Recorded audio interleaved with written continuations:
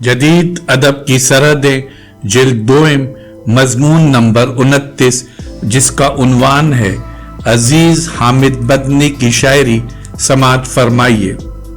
जब मैं 1954 ईस्वी में रेडियो पाकिस्तान लाहौर से तबादला होकर रेडियो पाकिस्तान कराची पहुंचा तो मुझे रेडियो पाकिस्तान कराची में अजीज हामिद मदनी जैसे शायर को देखकर बड़ी हैरत हुई। मदनी साहब ही के कमरे में मैंने सादकैन और सलीम अहमद को पहली बार देखा। सादकैन की तरह मदनी साहब भी सारी जिंदगी बैचलर रहे। सादकैन को जितना गहरा लगाव मुसव्विरी से था, इतना ही गहरा लगाव मदनी साहब को शायरी से था। मदनी साहब बैचलर थे और इनकी भी सारी जिंदगी शायरी से डिवोशन में इसी तरह गुजर गई जैसे सादकैन की मुसव्विरी से डिवोशन में। सादकैन को भी मैंने पहली बार मदनी साहब के कमरे में बैठे हुआ देखा था। एक जमाना था जब मदनी साहब की चश्मे निगरां छप चुकी थी और इनके दोस्तों के दरमियान दश्ते इम्का का इंतजार हो रहा था। दश्ते इम्का का दिबाचा क्या है, शायराना नस्र का एक खूबसूरत नमूना है। मदनी साहब ने इस दिबाचे में अपने अहद के शायराना और साइंसी मिजाज को खूबसूरत इमेजेस के रूप में पेश किया है। इस दिबाचे में एक साइंसी कैफियत हर तरफ शायराना रूप में नजर आती है। रियाज फरशोरी को यह दिबाचा इस कदर पसंद था कि उसके खूबसूरत उसलूब और मानी की ताज़ा रौक को वो खुद शायरी ही की रोशनी समझते थे।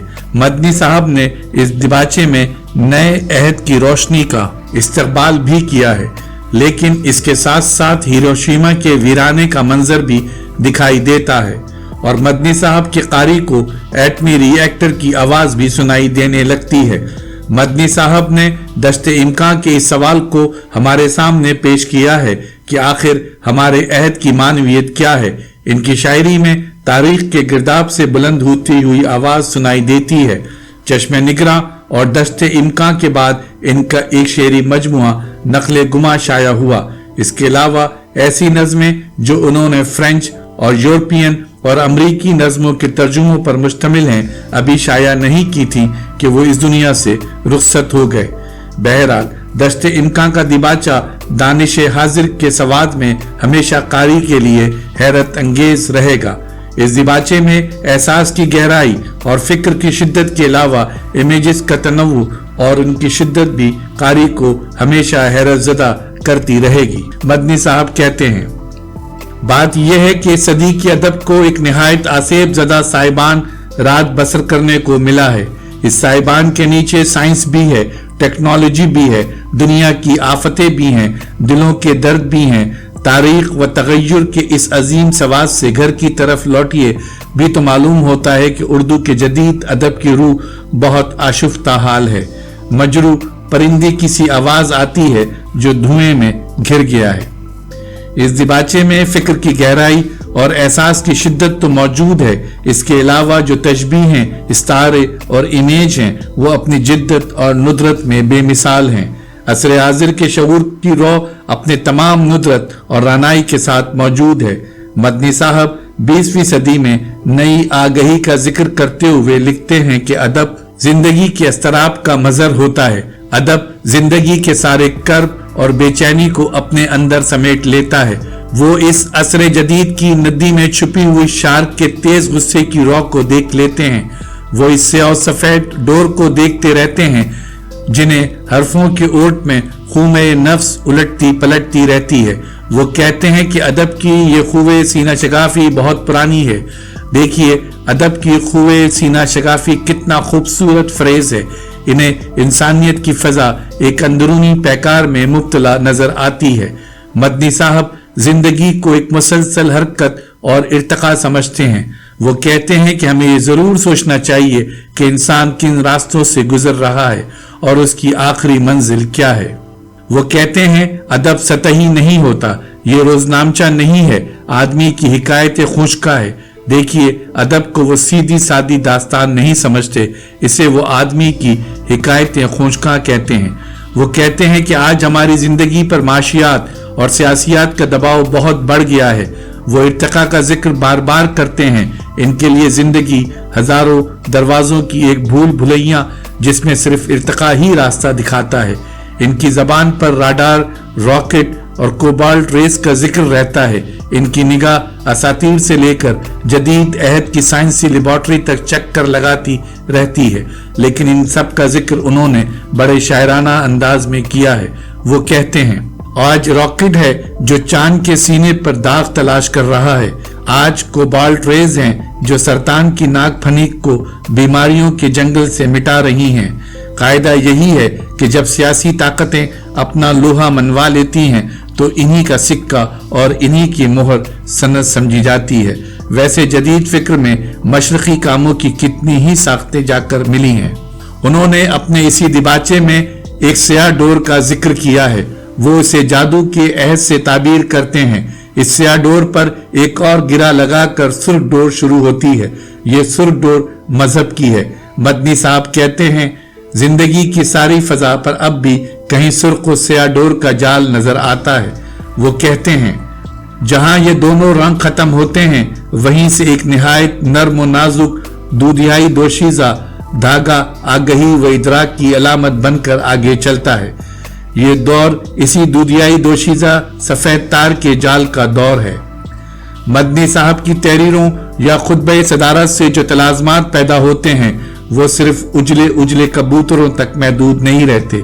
इनके यहाँ अलामतें कभी स्याह सफेद और सुर्ख रंगों में और कभी शीदी के ढोल की आवाज में सुनाई देती हैं। मेरे ख्याल में इंतजार साहब के यहाँ ये कबूतर यानी ये उजले उजले कबूतर नासिर काज़मी की छतरी से उड़कर आ जाते हैं और इंतजार साहब इन्हें भी नासिर काज़मी की वजह से अपना दोस्त समझकर कबूल कर लेते हैं। इस दिबाचे में मदनी साहब ने एटम बम की करिश्मा साजियों से लेकर आइंस्टाइन की मुसावात और हिरोशिमा की तबाही तक सबका जिक्र बड़ी शिद्दत से किया है। फिक्र के तमाम अहम गोशों को टच किया है। जौहरी ज़र्रात की कुव्वत से लेकर सियासी तसव्वुरात के बुनियादी उसूलों तक सब कुछ इसमें मिलेगा। इनका ख्याल है कि शेरी विजदान में इतनी सकत जरूर होनी चाहिए कि वो अपने अहद की अहम तरीन हकीकतों को अपने अंदर समेट सके। फिर उन्होंने अपने अहद के शेरी मुहावरे पर भी बड़ी खूबसूरत बातें की हैं। वो कहते हैं कि ये सदी फिजिक्स और केमिस्ट्री की दरियाफ्तों में ग़िज़ाई मसाइल और आबादी के मसलों के सिलसिले में दूसरी तमाम सदियों से मुख्तलिफ है। नई शायरी की अलामतें भी बिल्कुल नई हैं।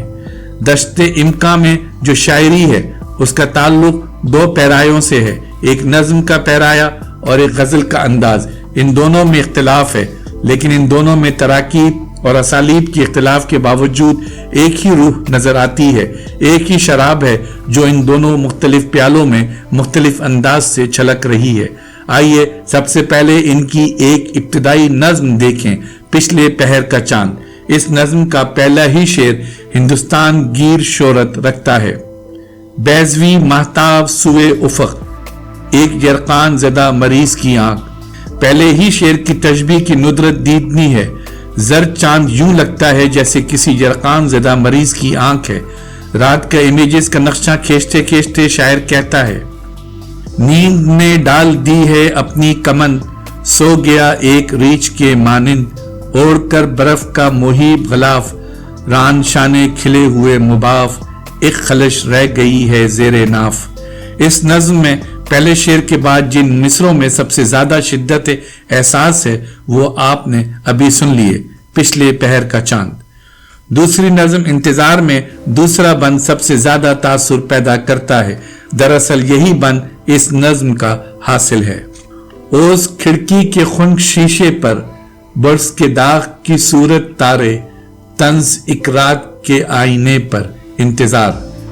तारों को बुर्स का दाग कहा, ये तशबीह भी अपनी जगह बेमिसाल है। इसमें शायर ने अपनी बेख्वाबी की कैफियत और नींद से बोझल पलकों का जिक्र किया है और वक्त के न कटने का एहसास भी बयान कर दिया है।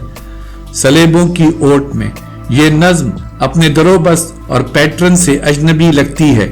इसमें एहसास की शिद्दत का इजहार भी होता है। मसलन चट्टानों पर तेज गंधक की रेंगती बू का जिक्र उर्दू शायरी में बहुत नया है। बाज तराकीब बहुत तख्लीकी हैं। مثلاً مورخوں کا گراف اور سگے خاص کا گلو بند۔ کھیتوں کے سلسلے میں شاعر کہتا ہے، ہزار خنزیر راہ میں ہیں، چراغ کشتہ زمیں کے پرشگاف سینوں میں جل اٹھے ہیں، اور پھر نرم و جاں روشنی کی موجیں۔ ایک رم خوردہ دریا۔ وقت کی تیز رفتاری مدنی صاحب کا پسندیدہ موضوع ہے، چنانچہ ان کی نظموں میں تازہ دم ساعت کی سوئیوں کا ذکر ہوتا ہے۔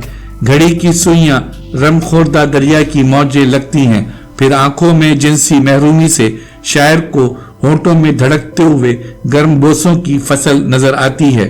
نوخیز فصل کہہ کر شاعر نے اپنی بے چینی کا اور شدت سے اظہار کیا ہے۔ اسی کے ساتھ ساتھ تیز چلنے والے ٹینکوں کی گڑگڑاہٹ اور سیاہ خندقیں نظر، کیمیا گر کے آلات، نلکیوں کے سب بطن میں محو ترکیب اجسام۔